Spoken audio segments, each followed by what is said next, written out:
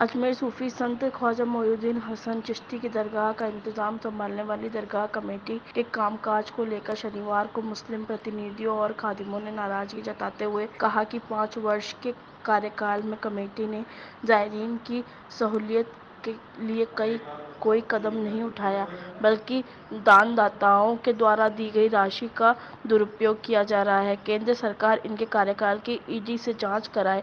ज्ञापन में बताया गया कि पूरी दुनिया में सूफी विचारधारा का सबसे बड़ा मरकज़ दरगाह हज़रत ख्वाजा गरीब नवाज है और यहाँ सभी जाति, धर्म, रंग व नस्ल के लोग बहुत ही अकीदत से आते हैं, लेकिन यहाँ की व्यवस्थाओं को संभालने वाली दरगाह कमेटी अपनी जिम्मेदारियों को सही तरह से निभा नहीं रही है। दरगाह की छतों पर जगह जगह खड्डे हैं, फर्श भी कई जगह से टूटी है व गंदगी चारों ओर पसरी हुई है। इमारतों में जगह जगह मेंटेनेंस की ज़रूरत है, जो पिछले काफ़ी सालों से नहीं हुई।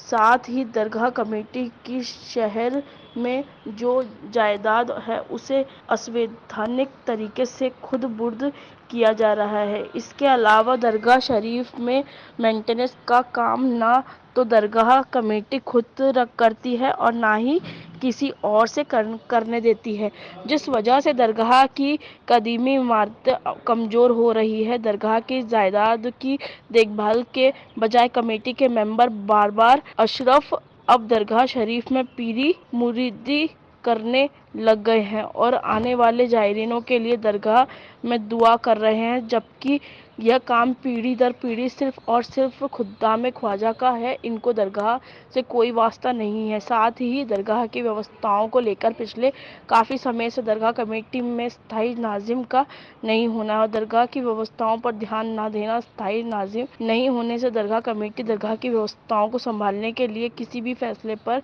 नहीं पहुंच पा रही है, जिसका खामियाजा ज़ायरीन ख्वाजा को उठाना पड़ रहा है। आज हमारे तरफ से जो ज्ञापन दिया गया है, आम मुसलमान की तरफ से ज्ञापन दिया गया है, उसके अंदर 1 तारीख को 1/11 को राजस्थान उच्च न्यायालय ने 16 खम्बे में जो लैट्रिन बाथरूम बनी हुई है उसको लेकर के एक निर्णय दिया था। उस पर हमने इनको एक अभिवेदन पेश किया था, लेकिन आज तक उन्होंने उस अभिवेदन पे कोई कार्रवाई नहीं की। उसके बाद हमने दोबारा एक रिमाइंडर दिया, उस पर भी उन्होंने कोई कार्रवाई नहीं की। उसको लेकर के आज हम आए थे। उसके अलावा भी हमारे अन्य मुद्दे थे, जिसके अंदर जो दरगाह कमेटी के मेम्बरान हैं, उन्होंने जो 5 वर्ष का इनका जो कार्यकाल है, उस 5 वर्ष के कार्यकाल में 1 करोड़ रुपए का टीए और डीए उठा लिया।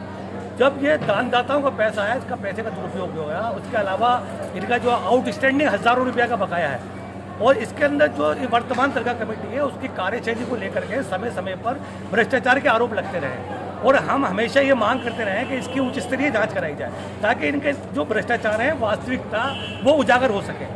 क्योंकि इसके अंदर जैसे यूनिवर्सिटी बनाने को लेकर के इन्होंने बॉम्बे के हज हाउस के अंदर मीटिंग की, उसके बाद में अहमदाबाद के अंदर उन्होंने मीटिंग की और वहाँ पर उन्होंने ये कहा कि हमें यूनिवर्सिटी बनानी है और ज़ायरीनों ने उसके मीटिंग के बाद में लाखों रुपया चंदा दरगाह कमेटी को दिया।